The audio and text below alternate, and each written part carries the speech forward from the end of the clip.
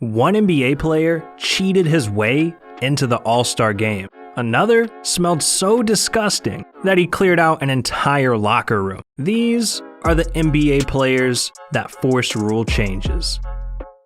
Nothing compares to how James Harden cheated his way to over 30 points per game. It all started when a young Harden was traded from the Thunder to the Rockets. The man was a bench player at the time, only averaging 9.9 points per game. But after that trade, he became an NBA superstar, averaging 25.9 points per game. That's a 16-point increase in just 3 seasons. This kind of improvement in that short of time is something hard to believe. So it brought a lot of skepticism to Harden. Was he cheating? Well, the NBA had some suspicions now, and they started keeping a close eye on him. And then he was caught doing the unthinkable. See, Harden's been notorious for getting to the free throw line, but during his first year in Houston, he nearly tripled his free throw attempts per game. Just to put things into perspective, people think someone like LeBron gets all the calls. But in 2012, Harden averaged 10 free throws per game, while LeBron only averaged 7. I mean, yeah, I guess that's still 7 more free throws than I got, but still, point stands. Harden got 42% more free throws than LeBron. And he would do this year after year. It turned out, Harden was using an overpowered move that nobody could defend. When a defender would contest Harden, he'd lock arms with them to force a foul call. Like, just watch this. Harden did a real good job of using the old vet move. Lock his arm. Don't let him get it out of it. Hold it there, James. Yeah. And guess who gets the foul? Josh Hart, the rookie. All right. I know you can't see my face right now, but Josh Hart? That's how I feel, dog. But anyways, the league was forced to step in, and in 2017, the Harden rule was officially introduced, stating that you can no longer draw a foul by forcing the contact yourself. And if a player isn't already shooting before the call, it's just a common foul. Fast forward a few years, James Harden was recently traded from the Rockets to the Nets, and during all that controversy, Harden put on enough weight to become a big man. And speaking of controversial big men, Shaquille O'Neal is as big of a deal as they come, literally. And if the NBA hadn't changed the rule because of him, it would have lost them billions of dollars. Now obviously during Shaq's career, his ass was nearly impossible to defend. I mean, the man was 7 feet tall and 324 pounds. Imagine trying to guard that. I don't care who you are. My money's on Shaq, dog. But see, he did have one gigantic flaw. Shaq is one of the worst shooters in NBA history. I mean, this man only made 1 3-pointer in his entire career. 1. Joe Wolf, the inbound, Shaq the catch. He's gonna fire a 3. He hits the 3. That was it. The first and last time anyone ever saw Shaq hit a 3. So anytime you kept Shaq out of the paint, I mean, you win. But clearly, that's a lot harder than it sounds. Until the Mavericks developed something called the Hack-a-Shack. And it looks exactly how it sounds. And there, the Hack-a-Shack. We saw this in both games 1 and 2 in San Antonio. I dare someone to run up and hug me an entire basketball game. We squaring up. MW2, Rust, 1v1. I'll hit you with the 720 insta swap. Oh! But see, teams were hugging Shaq as a strategy to win. They wanted to intentionally foul him, so he was forced to the free throw line. Imagine being so bad at shooting, teams are just giving you free throws. And if you know Shaq, well, he couldn't shoot a free throw to save his life. The man was a career 52% free throw shooter. Jesus. With those odds, Shaq would make 1 free throw max. And this is why teams would do the Hack-a-Shack so often. Because worst case scenario, Shaq's team would score 1 point, and the other team would get the ball. If that was happening to me every single NBA game, I'd be pretty annoyed. But Shaq was furious. So one day, he decided the rules need to change, and he barged into the commissioner's office and threatened to start swinging on people if they kept fouling him. And especially if they didn't drop a like and subscribe to the channel. Yeah, Shaq's gonna beat your ass! And I know you won't win that fight, so don't risk it. But anyways, Shaq stared David Stern down and yelled, "Next time someone Hack-a-Shacks me, I don't mind taking 15, 20 games out." Just imagine, you're on the phone, and a 300-pound man bursts through your glass door like the Kool-Aid man, threatening you. Would you do what he says? Well, David Stern didn't, so the hack-a-shack continued, and it caused some games to last over 3 hours because of all the free throws. It even got to the point where fans were booing their own teams. I mean, imagine someone getting fouled and shooting 30+ free throws in one game. But not only that, the worst free throws. So, enough was enough. The NBA finally added a rule to stop this. Kinda. It stated that any foul away from the ball gives the other team a free throw and possession. The catch was, this only applies during the last 2 minutes of a quarter, so it can still happen to this day. But look, at least Shaq wasn't playing dirty to cause rule changes. I can't say the same for Zaza Pachulia. Now, he's not the most well-known player, but he set a record for causing the most rule changes in a single season, and it started in 2017. Coming into the All-Star game, it usually comes down to the best players being guaranteed a spot. But something weird happened with the votes. Out of nowhere, Zaza Pachulia started getting more votes than Kawhi Leonard, DeMarcus Cousins, and Anthony Davis. Hold up. Let's take a look at the stat differences for a second. Kawhi Leonard, 25 points per game.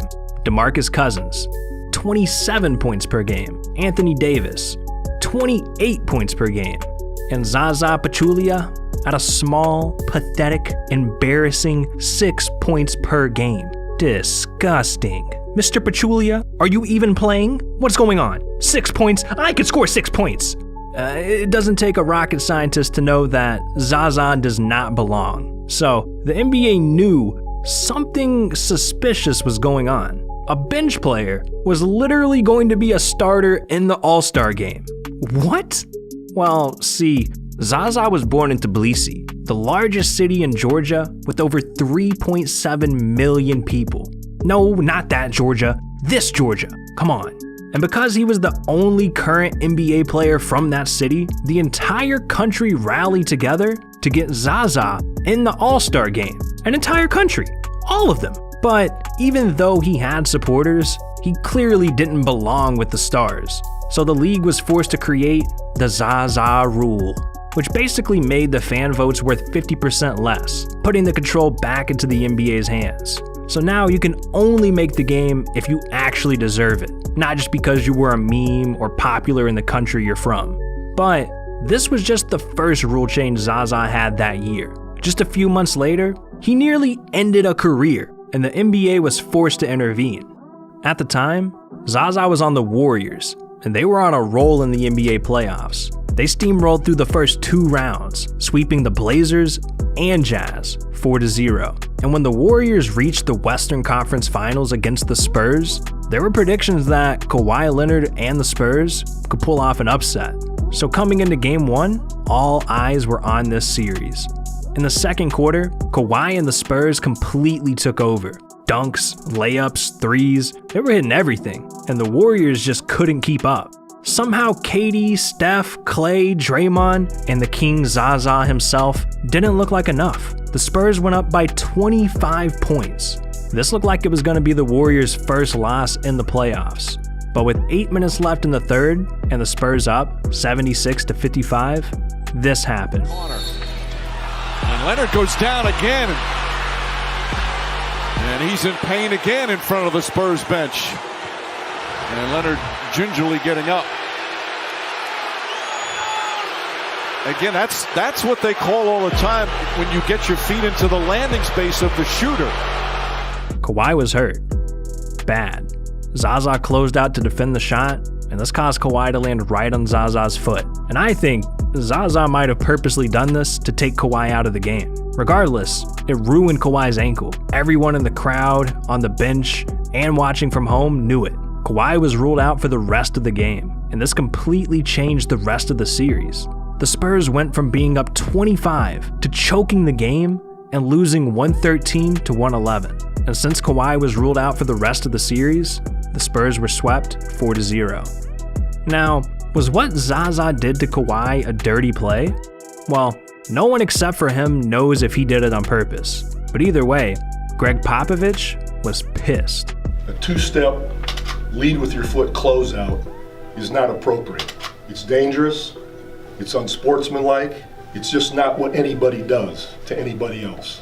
And this particular individual has a history with that kind of action. See, I don't blame him for being so mad. Zaza's done things like this before. And because this incident became so controversial, the NBA immediately got involved, creating the Zaza rule. This rule change now prevents reckless closeouts toward a shooter. So if the move happens, referees can call it a flagrant or technical foul, which would get a player fined. But Zaza is not the only guy from the Warriors that's forced a rule change. His ex-teammate, Kevin Durant, has also had a controversial past. And during his first couple of seasons with the Thunder, he was dominating. But one sneaky move made him a target of the NBA. See, it instantly became known that KD was a walking cheat code. The dude is 6'10" with a 7'5" wingspan. Not only that, he was averaging 25 points per game as a 20-year-old. This dude couldn't legally drink, and he was nearly the best offensive player in the world. I mean, you can't even build this man on 2K. He's too OP. So with OKC, it didn't take long for Durant to become the league's best scorer. He could get to the rim, hit mid-range shots, threes, and by his third season, he was averaging over 30 points per game. But it makes you wonder, how was he doing all this? Well, a move called the rip-through was to blame. A move that fans and players felt was unfair. Durant would purposely shoot the ball by swinging into a defender's arms to draw a foul. Come on, KD, what the f was that? Before he started doing this move, Durant was already unguardable, but now, the refs were practically handing him free throws, and the NBA couldn't do anything about it because it was indeed a foul. So they were forced to change it from a shooting foul to a common foul. That way players can't manipulate themselves to the free throw line instantly in a game or quarter. And even though the NBA changed the rules for this, KD still tries to cheat his way into free throws. Just look.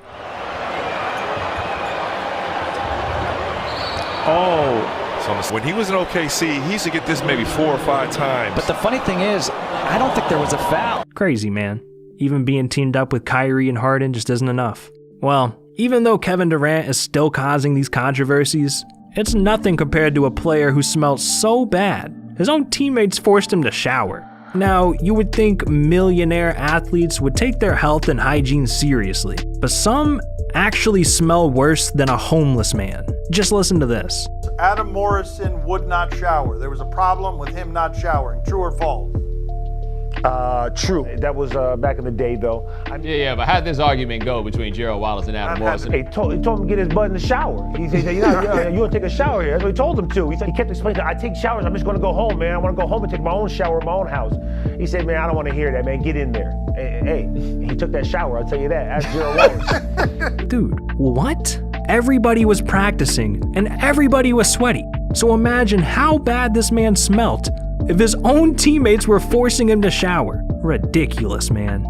Adam Morrison's habits were a nightmare. The man would show up without showering, chew tobacco, and spit it everywhere. And it was rumored that he'd wear the same 3 polos for an entire season. Disgusting. Ugh. So because of players like him, the NBA's hygiene rules have gotten more strict than ever.